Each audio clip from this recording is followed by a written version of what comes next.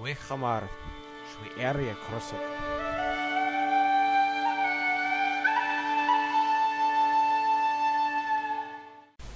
Artenia Shenla, everybody, and welcome to the latest episode of Walk the Crossroads. This is part of our new monthly series. We're going to be mostly focusing on Land and the Stars for the next few months. Tonight's bit of work, though, is going to be discussing what we like to call the roll system, or basically the system of dice rolling we use for the Land and the Stars game. Now, before I go further, I want to emphasize that this RPG we're developing for the forum, we don't require people to use the roll system. In fact, it's completely optional. However, we do ask people to create skills in a base set of numbers that they can use to get a sense of what they are and what they're good at.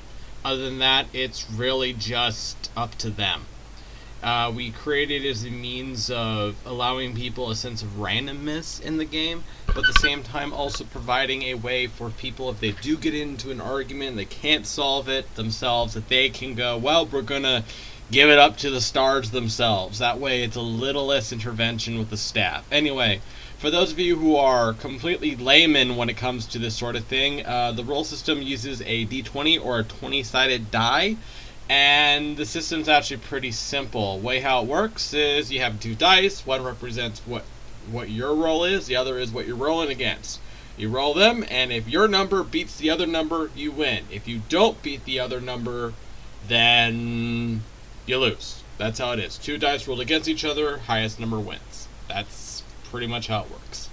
Anyway, so let's talk a little bit about the roll system. Again, to kind of emphasize, this is a completely optional system, but we create as a means of managing things, but also so that people can administrate between themselves. We don't have dungeon masters, we don't have game masters that are going to be moderating the combat or just the RP in the game in general.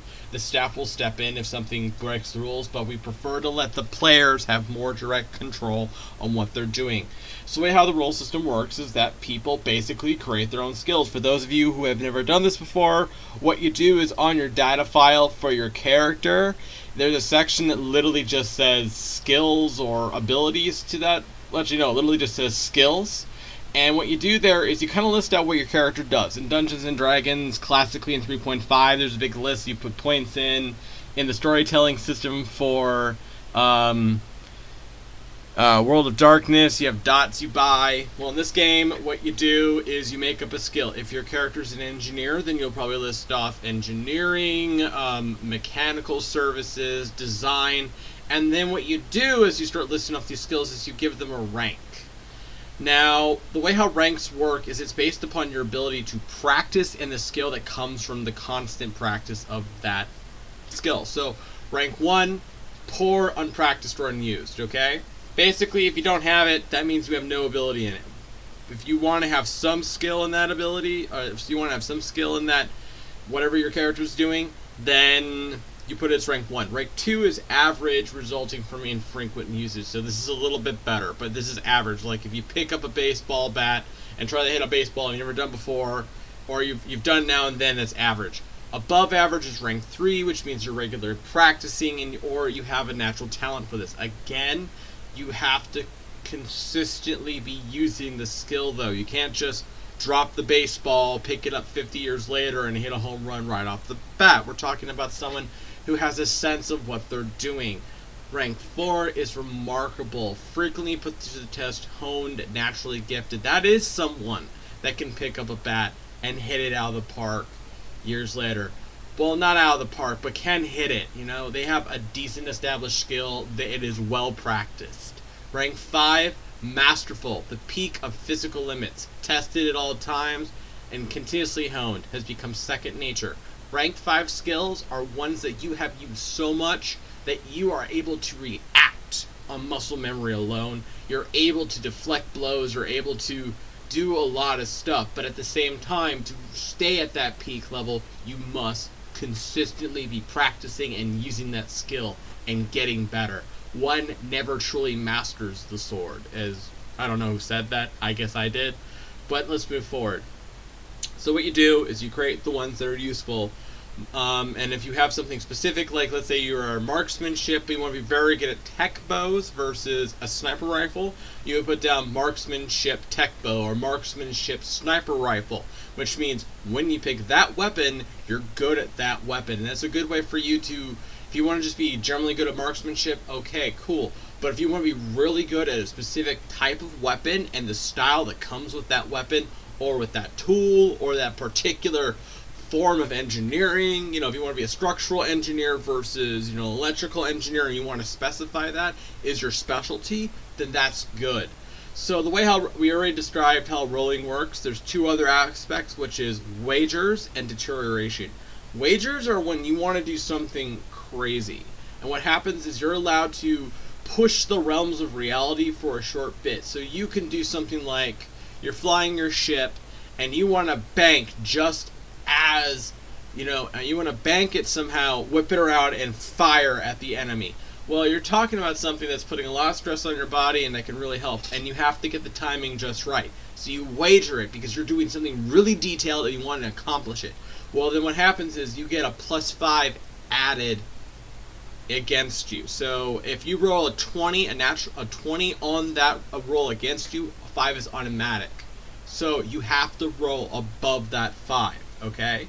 Now, the cool thing, though, is if you are doing a roll that is specific to a skill you have, you get the number equated to the rank added to your roll. So you have a rank 5, you get +5. Rank 4, I think everybody this is making sense. So you take those numbers and you add them to the roll. Okay? Let's say you're fighting, however, and someone cuts your arm off, and you're a dual sword fighter. Well, your abilities are going to go down. So consider as you fight in this game, or as you start bleeding, or as you take stress, you get hits to the head in a high stress situation, you may not be able to defuse the bomb as well as you used to. So we go with the idea that you lose ranks as your body or as your person deteriorates. Okay? So that's the basic of the skill roll system. I'm also going to cover the basics of what we call the mod system. Now, the skill system is specific to modifying a character to create what you want. The mod system is a limited system that allows you to add new fancy things to your vehicles. Like you can have a better weapon to your capital ship, or you can have a mega gun applied to your light mecha or strike craft.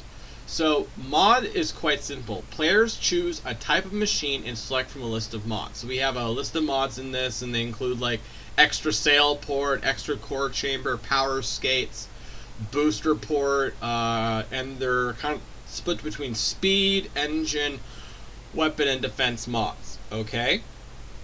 So the different types of machines have different slots. Bigger machines have more slots. Some mods, however, are very rare and can only be applied. We'll get to that. So we have slot numbers. Let's cover that quickly, okay?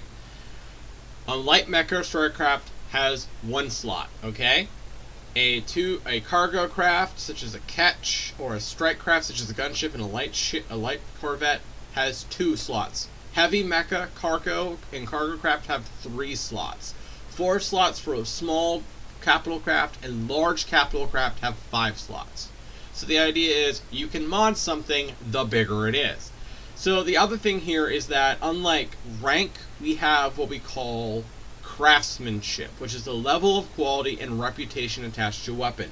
Harder quality weapons or mods are less likely to fail in combat, and higher quality armor means greater stability and defense. Okay? So in rank 1, poor quality, cheap modification, likely to break down. 2, common quality, normal level modification, not as likely to break down with consistent maintenance. So rank 2 is your run-of-the-mill, you're having to run consistent maintenance on it though, okay? It's a lot like the skills. Practice. These things require you to do things. Now, we're not simply assuming that you're not doing this in roleplay, you don't have to worry about that, but assume that if you remove your character from, like, if they get locked up for a year and you put them on hiatus, they're not simply going to get their skill might have deteriorated. So this is the idea. Same with your machine. If you don't maintain them, or you don't have you're noble and you're not maintaining your stuff, or you don't have a staff maintaining it, it will deteriorate depending upon the kind of material you're using, okay? Rank 3 is above average materials and can weather and take strain more than usual. 4 is high quality modifications, superb quality materials, lacking many impurities, and can weather and take strain without failing. 5 is superb, remarkable quality using pure, expensive materials. Can last longer. Rank 5 material or mods is going to cost you a pretty penny. We're talking about something that you may afford after doing a big sale for your family, or you've stolen something. Most people in the triad, even among the nobility, are not going to have rank 5 modifications. Okay? Then we have what are called a kind of a level of rumor and legend. As an item gains usage, it gains a legend. Items that are marked as having a legend come in 3 varieties and added an extra strange aspect to their usage and are only generally found in small numbers. Rumored, which are 10 of its kind, exists and has a strange minor ability. Mythical, 5 of its kind exist and has a strange major ability. Now, we haven't really worked out how the abilities will work, but they do things. Like, for example, in the mecha, we have 5 mecha mods, known as the Anathema. That's usually a rank 4 or 5 mod and is mythical. There are only 5 Anathema mecha active at any time.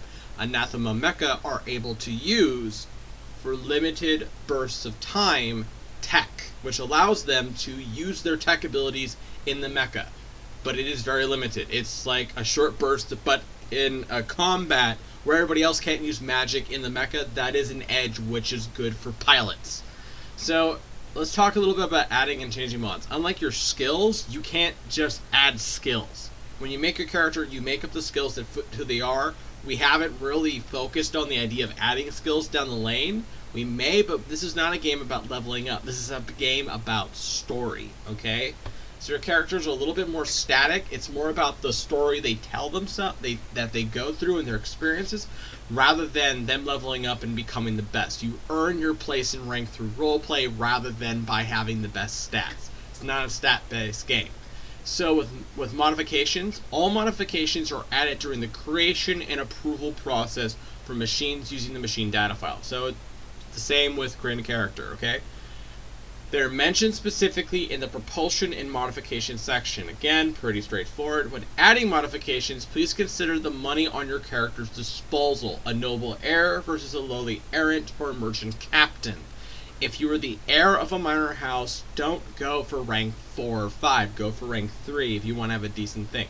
Or have like one high level thing on your fancy fighter. Don't create a big machine and try to make a bunch of fucking expensive mods. Not even the sovereign houses can afford that. And we're talking about a lot of these machines themselves are also quite expensive. Okay? Okay, we covered that. Also consider what resources the house you're a part of have access to.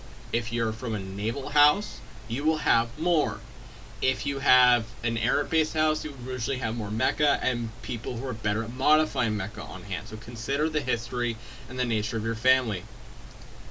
Okay, so next, let's talk a bit about, and you also want to consider where you got the mod itself. You just don't go out to the exchange and get it. You want to maybe have, is it in common or even rare? Consider it, and consider the story behind the modification. Give a story to it. Don't just say, well, I bought this. Maybe your dad bought you a light rail gun that maybe when your family was coming up, you were an errant, and you love railguns, or your family designed it, or their family has a ascendant mecha, a mecha that has been passed through your family for years, and and it's known for having extra railguns because of a specific strategy of your family. Put a story spin on the modifications.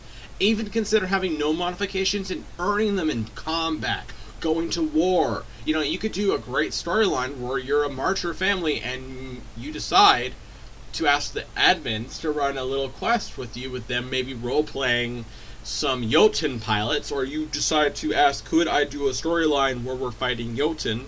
And you go, sure, just roll the dice and we can talk about it. And you go off and you earn the modification. So consider where you get it, because legend matters a lot among the Feyre, because not only are you modifying your thing to fight better, you're also trying to gain the advantage in the sovereign game itself. Okay, everybody? Now, we only have a total of 1, 2, 3, 4, 5, 6, 7, 8, 9, 10, 11, 12, 13, 14 active modifications right now. We do plan on adding more, including mythical and rumored ones, but at the moment we're kind of holding back. We want to get more of the game lore kind of figured out, but that's pretty much all I have for today, so have a good day. And as the Amazons say, the hen shush, spirits to you.